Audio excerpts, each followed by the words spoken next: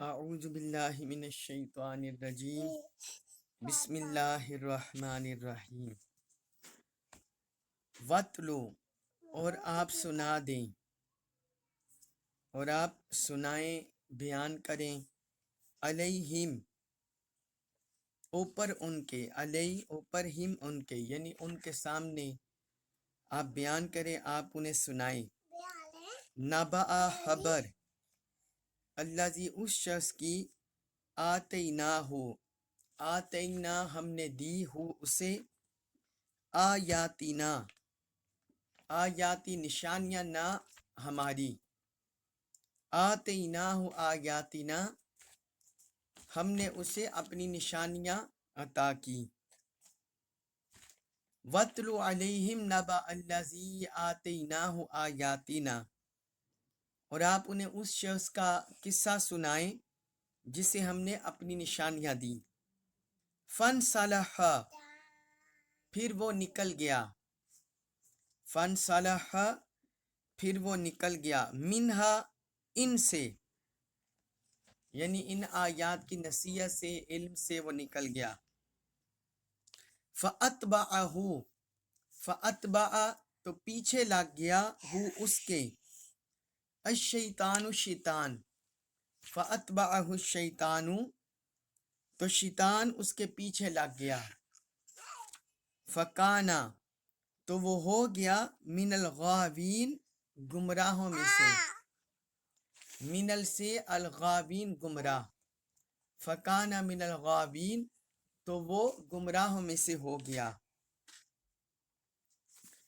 یہ سورۃ الاعراف آیت نمبر 175 ہے 175 اس میں اللہ تعالیٰ نے ایک اور شخص کی مثال بھی بیان کی ہے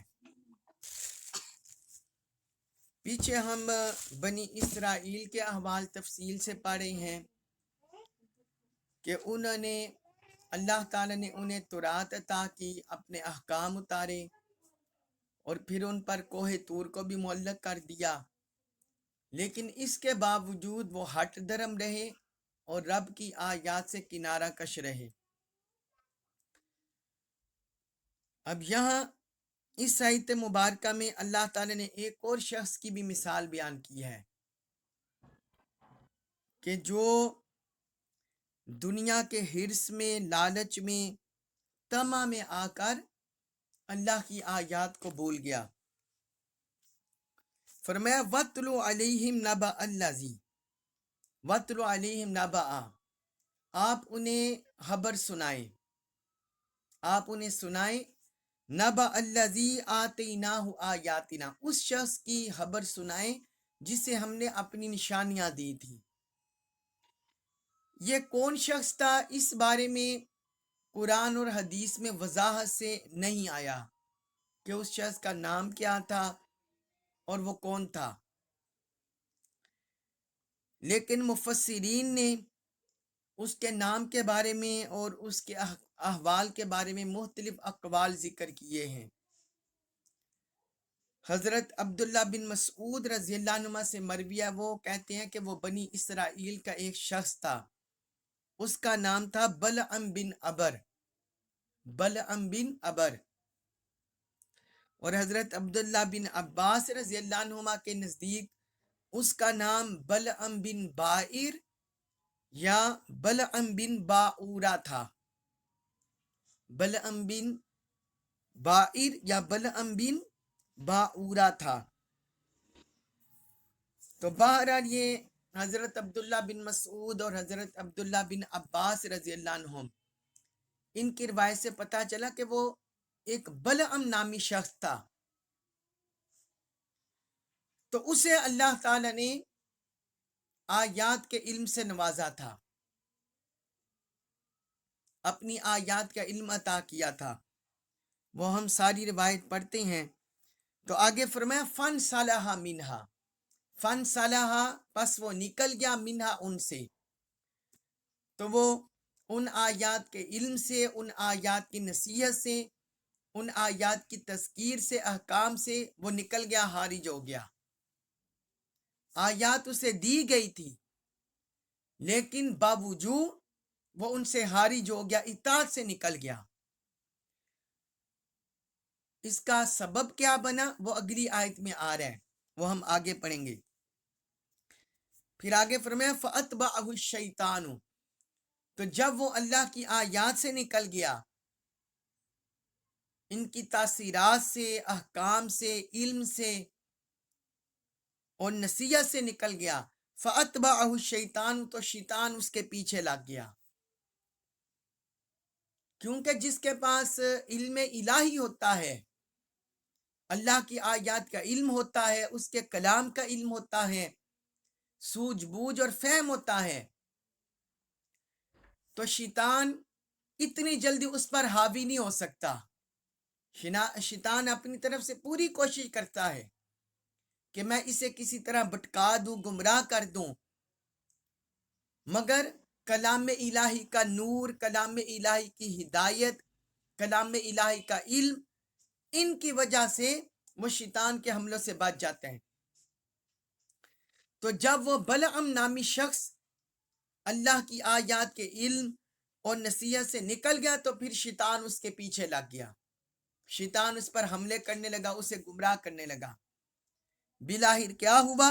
فَكَانَ مِنَ الْغَاوِينَ، تو وہ گمراہوں میں سے ہو گیا، وہ گمراہوں میں سے ہو گیا۔ اب اس بارے میں ایک تفصیلی روایت ملتی ہے، وہ میں آپ کو بیان کر دیتا ہوں۔ یہ حضرت عبداللہ بن عباس رضی اللہ عنہما سے مروی ہے، اور کئی سیرت نگاروں نے، مؤرخین نے اسے روایت کیا ہے، مفسرین نے بیان کیا ہے۔ وہ کہتے ہیں حضرت موسیٰ علیہ السلام جب انہوں نے جبارین سے جنگ کرنے کا ارادہ کیا، جو ہم سورۃ المائدہ میں بھی پڑھے ہیں، اور اس سورت میں بھی میں نے آپ کو بتایا تھا کہ جب اللہ کی طرف سے حکم ہوا کہ اس بستی میں داخل ہو جاؤ اور وہاں جا کر لڑو، تو ان کی قوم پیچھے ہو گئی، وہ کہنے لگی ہم نہیں جاتے، آپ اور آپ کا رب جا کر لڑے، ہم تو یہاں بیٹھے ہیں۔ تو حضرت عبداللہ بن عباس بیان کرتے ہیں روایت میں کہ حضرت موسیٰ علیہ السلام نے جب ان جابر لوگوں سے جنگ کرنے کا ارادہ کر لیا اور کنعان سے شام کی طرف روانہ ہوئے، تو بلعم کی قوم بلعم کے پاس گئی، جس کے خلاف آپ جنگ کرنے جا رہے تھے حضرت موسیٰ علیہ السلام، تو وہاں یہ بلعم نامی شخص رہتا تھا، اس کے پاس گئی۔ بلعم کے پاس اللہ کی آیات کا علم تھا، اس کے پاس اسم اعظم تھا، تو ان لوگوں نے بلعم سے کہا کہ موسیٰ بڑا سخت آدمی ہے، اس کے ساتھ لشکر بھی بہت بڑا ہے، اور وہ ہم کو ہمارے شہروں سے نکالنے کے لیے اور ہم سے جنگ کرنے کے لیے آ رہے ہیں، وہ ہم کو قتل کر کے یہاں بنی اسرائیل کو آباد کر دے گا۔ تم وہ شخص ہو، تمہاری دعا اللہ کی بارگاہ میں قبول ہوتی ہے، تمہارے پاس آیات الہی کا علم ہے، اسم اعظم بھی تمہارے پاس ہے، لہٰذا اللہ سے دعا کرو کہ وہ ان کو یہاں سے بھگا دے۔ بلعم ان سے کہنے لگا کہ تم پر افسوس ہو، وہ کہنے لگا تم پر افسوس ہے، وہ تو اللہ کے نبی ہیں، ان کے ساتھ فرشتے بھی ہیں، اہل ایمان بھی ہیں، میں ان کے خلاف کیسے بد دعا کر سکتا ہوں؟ مجھے اللہ تعالیٰ سے جو علم ملا ہے اس کا تقاضا یہ ہے کہ میں ان کے خلاف بد دعا نہ کروں، اگر میں ایسا کروں گا تو میرا علم بھی ختم ہو جائے گا، میری دنیا اور آخرت برباد ہو جائے گی۔ انہوں نے بار بار اصرار کیا، تو اس نے کہا اچھا میں استخارہ کرتا ہوں، کیونکہ وہ ہر استخارہ کرنے کے بعد دعا کرتا تھا۔ جب اس نے استخارہ کیا تو اسے نیند میں بتایا گیا کہ ان کے خلاف دعا نہ کرنا، تو اس نے اپنی قوم کو بتا دیا کہ میں ان کے خلاف دعا نہیں کر سکتا، بد دعا نہیں کر سکتا، مجھے استخارہ میں یہ بتایا گیا ہے۔ تو اس کی قوم نے اسے بہت سارا مال و زر دیا، جواہرات، ہیرے اور بڑا انعام و کرام سے نوازا، تحفے تحائف دیے، اور اسے پھر کہنے لگے کہ تم پھر استخارہ کرو۔ اب وہ لالچ میں آ گیا، چونکہ پہلے وہ کھڑا تھا اس کا یقین پختہ تھا، لہٰذا اسے واضح طور پر اشارہ ملا۔ اب جب پیسوں کے لالچ میں آ گیا، دولت کے لالچ میں آ گیا، اس نے پھر استخارہ کیا، پھر اس سے اس استخارہ میں کوئی جواب نہ ملا، تو اس نے اپنی قوم کو کہا کہ مجھے استخارہ میں کوئی جواب نہیں ملا۔ اس کی قوم نے کہا کہ اگر اب بھی تمہیں رب کی طرف سے منع کیا جانا مقصود ہوتا تو تمہیں روک دیا جاتا، اب تمہیں کوئی جواب نہیں ملا، تو اس کا مطلب ہے اللہ کی طرف سے یہ اشارہ ہے کہ تم ان کے خلاف بد دعا کرو۔ تو چونکہ لالچ میں آ گیا تھا اور پھر قوم کا دباؤ بھی تھا، تو وہ کہنے لگا اچھا ٹھیک ہے، وہ اپنی گدی پر سوار ہوا اور پہاڑ کی طرف جانے لگا۔ وہ پہاڑ پر جا کر بد دعا کرنا چاہتا تھا، اس کی گدی نے اسے بار بار گرایا، لیکن وہ پھر اور تو گدی نے اللہ کے حکم سے اس سے کلام بھی کیا اور کہنے لگی کہ تم کہاں جا رہے ہو، تم کن کے خلاف بد دعا کرنے جا رہے ہو؟ کیا تم اللہ کے نبی کے خلاف جا رہے ہو، فرشتوں کے خلاف جا رہے ہو؟ لیکن بلعم باز نہیں آیا، کیونکہ وہ حریص ہو گیا تھا، لالچی ہو گیا تھا۔ وہ گدی پر چڑھ گیا، بالآخر پہاڑ کی چوٹی پر چڑھ گیا اور بد دعا کرنے لگا۔ وہ بنی اسرائیل کے خلاف بد دعا کرنا چاہتا تھا، لیکن اس کی زبان سے اس کی قوم کے خلاف بد دعا نکلتی تھی۔ اس کی قوم کے خلاف بد دعا، قوم کہنے لگی یہ تم کیا کر رہے ہو؟ وہ کہنے لگا میں کیا کروں، میرا بس نہیں چلتا، یہ اللہ کی طرف سے میری زبان سے تمہارے خلاف بد دعا نکل رہی ہے۔ تو پھر بالآخر جب وہ پھر بھی حرص اور طمع سے باز نہ آیا، تو قدرت الہی سے اس کی زبان منہ سے باہر آ گئی اور سینے تک لٹک گئی۔ تو کہنے لگا، پھر اسے افسوس ہوا، کہنے لگا ہائے میری دنیا اور آخرت برباد گئی، میری دنیا اور آخرت برباد چلی گئی۔ تو اس طرح مال و زر کے لالچ میں آ کر وہ آیات الہی سے بھی محروم ہو گیا، اللہ کی عنایات سے بھی محروم ہو گیا، اور اتنا بدبخت تھا وہ اس سے بھی باز نہیں آیا، اس جو وعید سے اور عذاب سے بھی باز رہے۔ اس نے اپنی قوم کو کہا کہ تم خوبصورت لڑکیاں ان کی بنی اسرائیل کے ہاں بھیجو، اگر انہوں نے کسی لڑکی کے ساتھ بدکاری کر لی معاذ اللہ، تو پھر وہ اللہ کے عذاب میں گرفتار ہو جائیں گے اور شکست کھا جائیں گے۔ اس نے اپنی قوم کو یہ فتنہ بھی سکھایا، تو اس کی قوم نے ایسے ہی عورتوں کو کچھ بھیجا، تو بنی اسرائیل میں سے ایک شخص نے اس کے ساتھ بدفعلی کر لی، برائی کر لی، تو وہ عذاب الہی میں گرفتار ہو گئی۔ تو یہ وہ شخص تھا جس کا واقعہ اللہ تعالیٰ نے اہل کفر کی تنبیہ کے لیے، اہل کتاب کی تنبیہ کے لیے، اور جو بھی غافل ہیں ان کو غفلت سے بیدار کرنے کے لیے اللہ رب العزت نے بیان فرمایا۔ تو فرمایا شیطان اس کے پیچھے لگ گیا، فکان من الغاوین، سو وہ گمراہوں میں سے ہو گیا، فکان من الغاوین۔ اس کے بعد ہے سورۃ الاعراف آیت نمبر 176، 176، اس میں فرمایا ولو، اور اگر شئنا، ہم چاہتے، لرفعناہ، لرفعنا، ہم ضرور بلند کر دیتے، ہو اسے، بیہا، ان کے ذریعے۔ اللہ تعالیٰ نے فرمایا اور اگر ہم چاہتے تو ان آیات کے ذریعے ہم اسے بلند کر دیتے، اس کے علم عمل مقام میں۔ وَلَٰكِنَّهُ، لیکن وہ، یعنی وہی شخص، احلدا، وہ راغب ہو گیا، الی الارض، زمین کی طرف، لیکن وہ شخص زمین کی پستی کی طرف راغب ہو گیا، واتبع، اور اس نے پیروی کی، ہواہ، اپنی خواہش کی، واتبع ہواہ، اور وہ اپنی خواہش کا پیرو بن گیا، پیروی کی، فمثلہ، پس مثال ہو اس کی، کمثلی، طرح ہے مثال کے، الکلبی، کتے کی، कमसल कल्बी फमसलू कमसल कल्बी, तो उसकी मिसाल कुत्ते की मिसाल की तरह है। इन तहमिल, इन अगर तहमिल तू सख्ती करे, अलैहि ऊपर उसके, यलहस वो जुबान निकाल दे। इन तहमिल अलैहि यलहस, अगर तू उस पर सख्ती करे वो अपनी जुबान निकाले।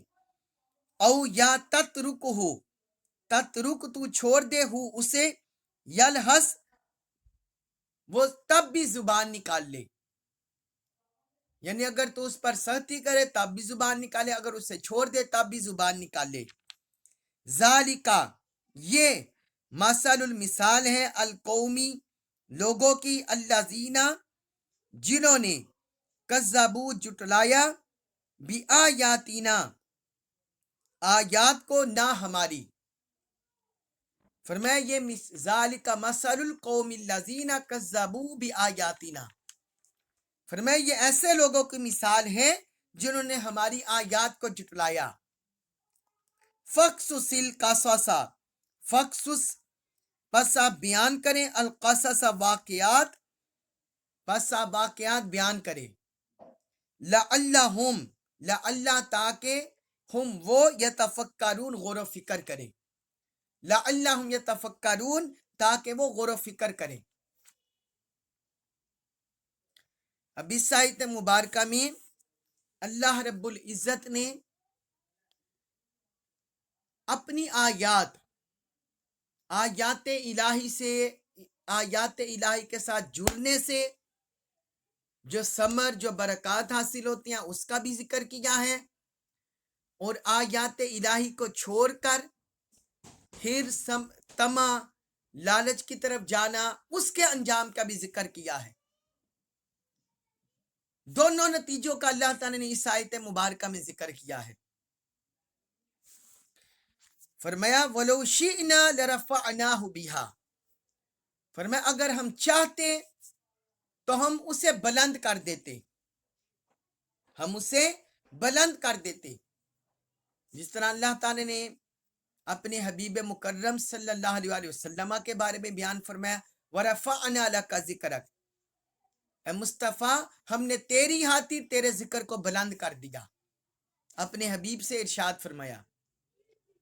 तो यहां भी अल्लाह ताला ने फरमाया अगर हम चाहते तो उस शख्स को बुलंद कर देते, उसका इल्म, उसका मर्तबा, उसके इखलास में, उसके अमल में, बीहा इन आयात के जरिए।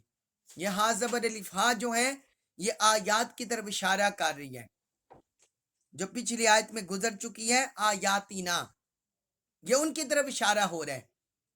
फरमाया अगर हम चाहते हैं तो उन आयात के जरिए, जो आयात इलाही का इल्म था उसके पास, जो आयात इलाही की बरकत थी, आयात इलाही की नसीहत थी, जो उसके पास थी, अगर हम चाहते तो इनके जरिए उसके मर्तबे को बुलंद कर देते, उसे बुलंद कर देते।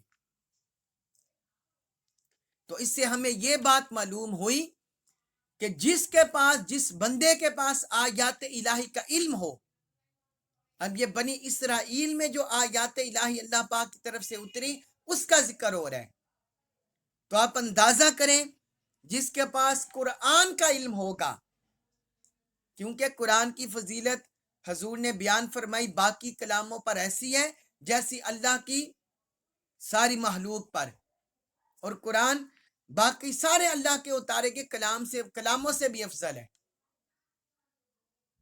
तो इसका मतलब यह है कि जो कुरानी आयात के साथ जुड़ जाएगा, इल्म के साथ, इखलास के साथ, तकवा के साथ, अमल के साथ, तो फिर यकीनन अल्लाह ताला उसके भी दराजात बुलंद फरमाएगा, उसको भी रिफत अता फरमाएगा, बुलंदी अता फरमाएगा। जो जैसा इल्म, अमल, इखलास के साथ इन आयात इलाही के साथ जुड़ेगा रब की तरफ से, वैसे ही उसे रिफत और बुलंदी मिलेगी।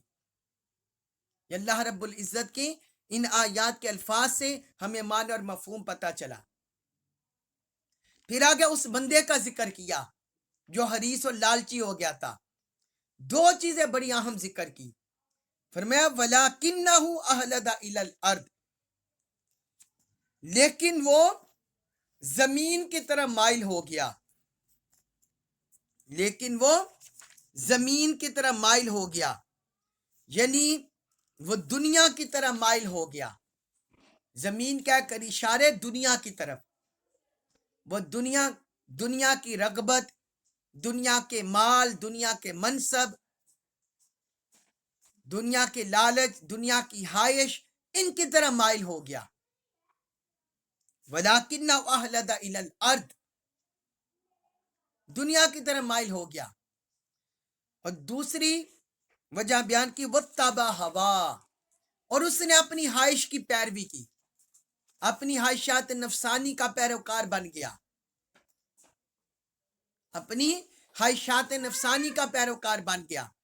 خواہشات نفسانی یہ انسان کو رب سے دور لے جاتی ہیں، یہ انسان کو رب سے بھٹکاتی ہیں۔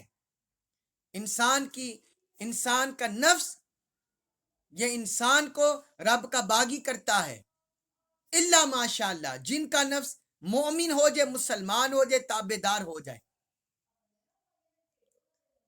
جس طرح قرآن میں ہے ان النفس لامارۃ بالسوء، کہ بے شک جو نفس ہے یہ برائی کی طرف خوب مائل کرنے والا ہے، برائی پر خوب حکم دینے والا ہے، یہ انسان کو برائی کی طرف اکساتا ہے، کبھی مال و دولت کی لالچ کی طرف،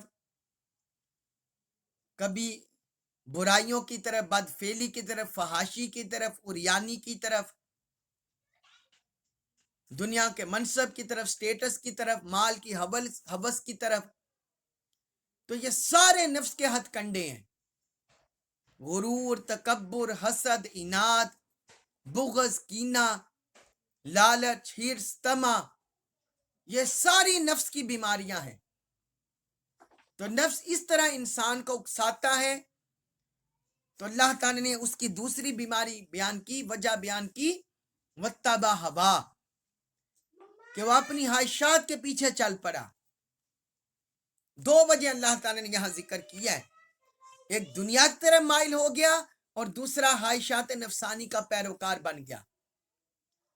یہ دو چیزیں اللہ رب العزت نے یہاں اس لیے ذکر کی ہیں کہ جو بندہ بھی خواہشات نفسانی کے پیچھے چلتا ہے اور دنیا کی طرف مائل ہوتا ہے، رغبت اختیار کرتا ہے، آیات الہی سے غافل ہو جاتا ہے، تو آیات الہی کا فیض اس سے چھین جاتا ہے، وہ آیات الہی کے فیض سے محروم ہو جاتا ہے۔ ہم میں سے بہت سے لوگ ہیں جو یہ سوال کرتے ہیں کہ فلاں بندہ عالم ہے، فلاں بندہ دیندار ہے، نمازیں پڑھتا ہے، روزے رکھتا ہے، عالم ہے یا مفسر ہے یا دین کا مبلغ ہے، لیکن وہ گمراہ ہوتا ہے۔ تو اس کی وجہ یہی بنتی ہے، ایک تو وہ دنیا کی طرف مائل ہوتا ہے، دوسرا وہ نفسانی خواہشات کا پیروکار ہوتا ہے۔ اس لیے آیات الہیہ کا جو فیض ہوتا ہے، نور ہوتا ہے، اس سے محروم ہو جاتا ہے وہ بندہ، اس سے محروم ہو جاتا ہے۔ یہ اللہ رب العزت نے بیان فرمایا دو وجہ۔ پھر آگے فرمایا فَمَثَلُهُ كَمَثَلِ الْكَلْبِ، فرمایا اس کی مثال اس کتے کی طرح ہو جاتی ہے، اس کتے جیسی ہو جاتی ہے، ان تحمل علیہ یلہس او تترکو یلہس، کہ اگر تم اس پر بوجھ ڈالو تب بھی وہ زبان نکالتا ہے، اور اگر اسے کھلا چھوڑ دو تب بھی وہ زبان نکالے۔ یعنی اس بندے کی مثال کتے کی طرح ہو جاتی ہے، بلکہ کتے سے بدتر ہو جاتا ہے، بلکہ کتے سے بدتر ہو جاتا ہے۔ یہ اللہ تعالی نے کتے کی مثال اور اس طرح کیوں دی؟ یہ جو لفظ ہے یلحس، یہ لاحسن سے اس کا معنی ہے جب کتا شدید تھکا ہوا ہو یا شدید گرمی ہو یا پیاس اسے لگی ہوئی ہو، اس وجہ سے وہ اپنی زبان باہر نکالتا ہے۔ عام حالات میں کتا اپنی زبان باہر نہیں نکالتا، ہم یہ گلی محلوں میں کتوں کو چلتے ہوئے دیکھتے ہیں کہ وہ عام حالات میں اپنی زبان نہیں باہر نکالتے. ہاں جب انہیں بھوک ستاری ہو، پیاس ستاری ہو، یا شدید گرمی ہو، یا شدید تھکا ہوا ہو، اس حالت میں وہ زبان باہر نکالتا ہے، اور عام حالت میں نہیں نکالتا. اب یہاں اللہ رب العزت نے بیان کیا کہ ایسا شخص کتے سے بھی آگے گزر جاتا ہے. یعنی ایک تو کتا وہ منحوس ہے، اور وہ کیا کہتے ہیں، برا ہے اور بد ہے، اور اس طرح وہ یعنی ہے کتا. لیکن یہ لوگ ہوتے ہیں جو آیات الہیہ کو چھوڑ کر چلے جاتے ہیں اپنی خواہشات کے پیچھے، یہ کتے سے بھی بدتر ہو جاتے ہیں. کتا نجس ہے لیکن یہ کتے سے بھی بدتر ہو جاتے ہیں، کیونکہ اگر اسے پانی مل جائے، ہڈی مل جائے، تو وہ اپنا منہ بند کر لیتا ہے. لیکن یہاں اللہ رب العزت نے بیان فرمایا کہ یہ ایسے لوگ ہیں کہ انہیں علم دین کی عزت، کرامت، تکریم، یہ سب کچھ چیزوں سے نوازا جاتا ہے، لیکن یہ ان علم الہی، آیات الہی، یہ نور چھوڑ کر، ہدایت چھوڑ کر، جو کمینی، ادنا اور گھٹیا دنیا ہے، مال جو ہے، اس کی پیچھے بھاگنے لگ جاتے ہیں. ایک اعلیٰ افضل عرفہ نعمت کو چھوڑ کر جو گھٹیا ادنا چیز ہوتی ہے اس کی طرف بھاگتے ہیں. تو رب نے فرمایا ان کی مثال ایسے ہو جاتی ہے. پھر وہ ایسے ہو جاتا ہے، یعنی اس کی طبیعت ثانیہ بن جاتی ہے. پھر تما، لالچ، یہ اس کی گٹی میں پڑ جاتا ہے، اور اس کی ہڈی میں اور جسم میں رچ بس جاتا ہے.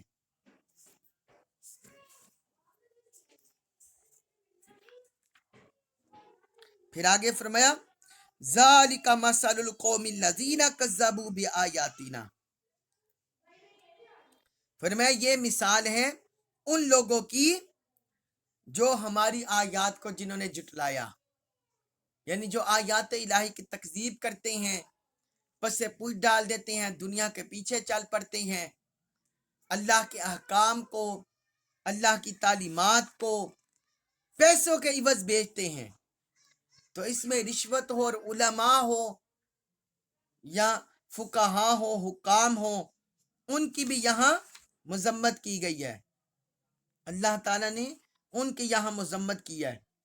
جس طرح دیکھیں حکومت میں بعض علماء ہوتے ہیں، وہ حکومت سے مراعات لینے کے لیے، منصب لینے کے لیے، وظیفہ انعامات لینے کے لیے، حکومت کے جائز اور ناجائز ہر طرح کی چیزوں میں حکومت کے حق میں فتوے دے دیتے ہیں. تو ایسے لوگ بھی دراصل آیات الہیہ کے علم سے محروم ہو رہے ہوتے ہیں. اللہ رب العزت نے ہر ایک جو بھی اس کیٹیگری میں آتا ہے اس کی مذمت کی ہے. پھر آگے فرمایا فَقْصُصِ الْقَصَصَ لَعَلَّهُمْ يَتَفَكَّرُونَ. اے حبیب آپ یہ واقعہ لوگوں کو بیان کریں تاکہ وہ غور و فکر کریں. تو اس کا مطلب یہ ہوا کہ جس واقعہ سے انسان کے لیے کوئی سبق ہو، جس سے انسان کو عبرت حاصل ہوتی ہو اور اس کے احوال کی اصلاح ہوتی ہو، وہ حقیقت پر مبنی ہو، ان واقعات کو بیان کرنا، یہ اللہ رب العزت کی قرآن میں سنت ہے. اس طرح حقیقت پر مبنی واقعات کو بیان کرنا تاکہ لوگوں کو عبرت حاصل ہو اور وہ اس سے اپنی اصلاح کریں. اس لیے بیان فرمایا فَقْصُصِ الْقَصَصَ، آپ یہ واقعہ لوگوں کو بیان کریں تاکہ وہ اس میں غور و فکر کریں. لَعَلَّهُمْ يَتَفَكَّرُونَ. اس کے بعد ہے سورۃ الاعراف آیت نمبر 177، 177. اس میں فرمایا ساء، بہت بری ہے، مثلا مثال، القوم، لوگوں کی، साअ मसलनिल कौम, फरमाया मिसाल के लिहाज से बहुत बुरी वो कौम है, अल्लाजीना वो जो कज़्ज़बू जिन्होंने जुटलाया, बिआयातिना, बिआयाती आयात को ना हमारी, बिआयातिना हमारी आयात को, व अनफुसहुम और अपनी जानों पर, कानू वो थे यजलिमून जुल्म करते, व अनफुसहुम कानू यजलिमून और वो अपनी जानों पर ही जुल्म करते रहे। अब इस आयत मुबारका में अल्लाह ताला ने मजीद तसरीह की है, मजीद वजाहत की है। फरमाया जो लोग हमारी आयात को जुटलाते रहे तो वो लोग, उन लोगों की मिसाल बहुत बुरी है, उन लोगों की मिसाल बहुत बुरी है। अब ये अल्लाह ताला ने इसलिए यहाँ जिक्र किया कि बाज लोग अल्लाह की तरफ से हाइश करते हैं, या अल्लाह हमें तेरी आयात मिल जाए, तेरी तरफ से हिदायत मिल जाए, तालीमात मिल जाए तो हम हिदायत पर आ जाएंगे, गुमराही से बच जाएंगे। जिस तरह अहले मक्का ये हाइश करते थे कि अल्लाह की तरफ से कोई नबी हमें मबूस हो ताकि वो हमें हिदायत की राह दिखा दें, जिस तरह यहूदियों में मौजूद है, जिस तरह नसारा में मौजूद है, अंबिया किराम आए, उन पर किताबें उतारी गई, तो इस तरह वो ये भी हाइश करते थे तो कहीं हमारे अंदर भी इस तरह मबूस हो जाए। अल्लाह ताला ने कुरान में जिक्र किया कि अगर हजूर मबूस ना होते आखिरी रसूल इनके अंदर, तो ये बाद में इसी तरह का इतराज अल्लाह पर कर देते कि या अल्लाह हमारे अंदर तो कोई रसूल नहीं आया, कोई हिदायत देने वाला नहीं आया। अब जब आखिरी रसूल उनके अंदर तशरीफ ले आए हैं, फिर इसके बावजूद वो हिदायत को छोड़कर, अल्लाह की तालीमात को छोड़कर जब उसे जुटलाते हैं तो रब ने फरमाया ये कितने बुरे लोग हैं। पहले हाइश करते थे कि हमारे पास आयात आ जाए, हिदायत आ जाए, लेकिन अब आ गई है तो अब उसको छोड़ रहे हैं। फरमाया ऐसे लोगों की मिसाल कितनी बुरी है। फिर आगे फरमाया व अनफुसहुम कानू यज़लिमून, फरमाया ये आयात पर कोई जुल्म नहीं कर रहे, ये अल्लाह की आयात की कोई तनकीस नहीं कर रहे, और ना कोई माअज़ल्लाह कोई अल्लाह पर कोई जुल्म होता है। फरमाया ये खुद अपनी जानों पर जुल्म कर रहे हैं। जैसे जैसे ये अल्लाह की आयात को जुटलाएंगे, तकजीब करेंगे, तो फरमाया ये अपनी ही जानों पर जुल्म कर रहे हैं, ये अपने लिए खुद गड़ा खोद रहे हैं, अपनी तबाही का, अपनी बर्बादी का। इस गड़े में इन्होंने खुद ही गिरना है। फिर आगे फरमाया सूरतुल आराफ आयत नंबर 178, मैं जिसे यहदी हिदायत फरमाता है अल्लाह अल्लाह, फाहुआ पस वही अल मुहतदी हिदायत पाने वाला है। मन यहदिल्लाहु फहुवा अल मुहतदी, जिसे अल्लाह हिदायत फरमाता है वही हिदायत पाने वाला है। वमई और जिसे युदलिल वो गुमराह ठहराता है, फउलाइका पस वही लोग हैं, हम वही अल हासिरून नुकसान उठाने वाले, फउलाइका हुमुल हासिरून पस वही लोग नुकसान उठाने वाले हैं।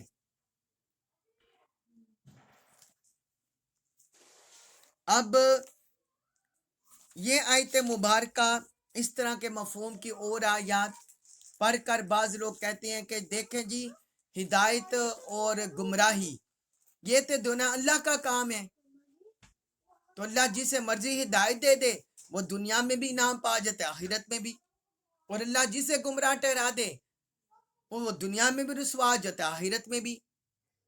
तो वो कहते हैं इसमें इंसान का क्या कसूर है। यह आयत मुबारका और इस तरह की और आयात पढ़ के बाज और जगह भी जब पिछली इस तरह के मफहूम की आयात गुजरी हैं तो उस पर भी उस वक्त भी मैंने आपको तफसीलन बता दिया था। तो ये जो अल्लाह रब्बुल इज़्ज़त ने बयान फरमाया है, ये दरअसल اس کا معنی یہ ہے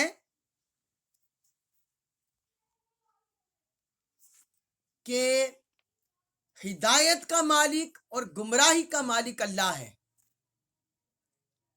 ہدایت کا مالک بھی وہی ہے اور گمراہی کا مالک بھی وہی ہے.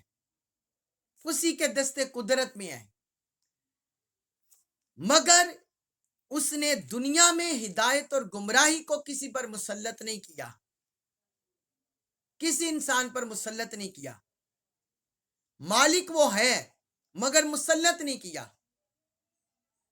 بلا تشبیہ اور بلا مثال آپ سمجھ لیں کہ ایک کوئی انسٹیٹیوٹ، کوئی ڈائریکٹر چلا رہا ہو، کوئی پروپرائٹر ہو، اس کے اوپر کوئی چیئرمین ہو، کوئی ادارہ چلا رہا ہو،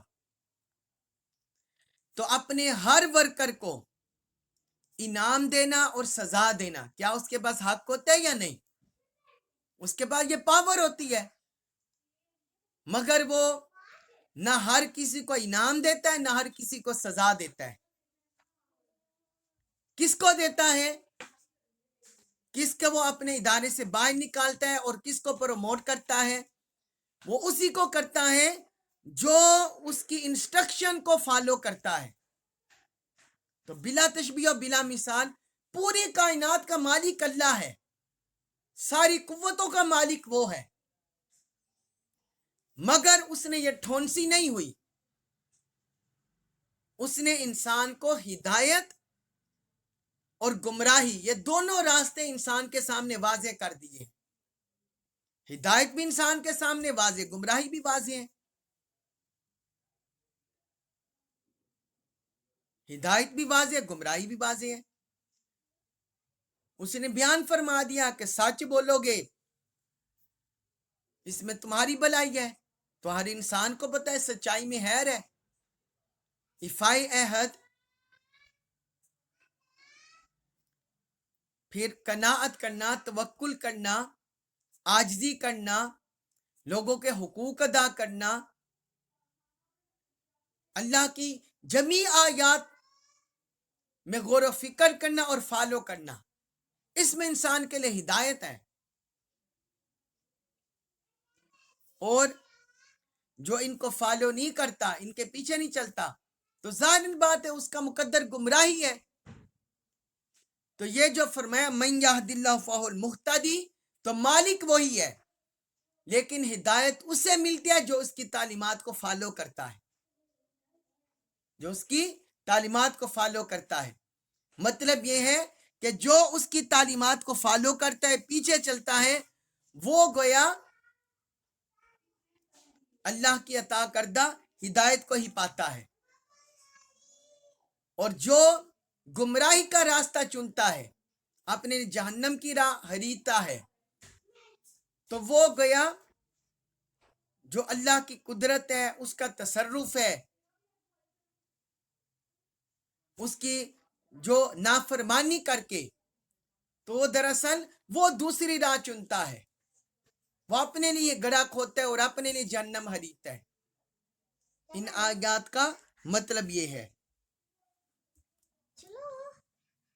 کہ جس شخص کو بھی اللہ تعالیٰ نے ہدایت دی، اس نے ہدایت کو قبول کر لیا، وہ دنیا آخرت میں فلاح پا گیا.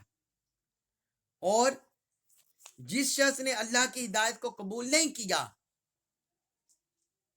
اور اندھا رہا،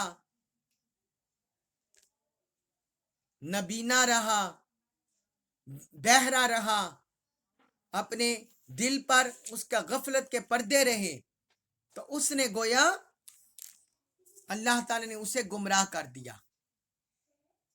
اللہ تعالیٰ نے اسے گمراہ کر دیا اور وہ نقصان اٹھانے والے.